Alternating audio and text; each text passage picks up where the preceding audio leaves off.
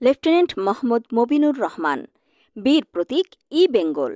১৯৮৮ সালের ২৩শে December Bangladesh military academy হতে ১৯ BMA দীর্ঘমেয়াদী কোর্সের সাথে কমিশন লাভ করেন। তিনি ১৯৯০ সালের ১০ই মে পার্বত্য চট্টগ্রামের খাগড়াছড়ি রিজিয়নের গুইমারা জোনে ৩৪ ই বেঙ্গল ইউনিটের কোয়ার্টার মাস্টার হিসেবে কর্মরত ছিলেন।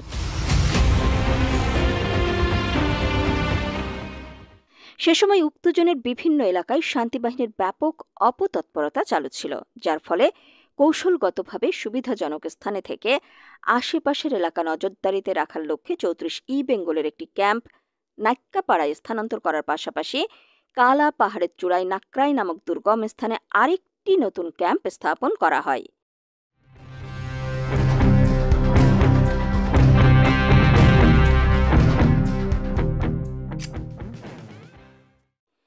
উল্লেখ্য,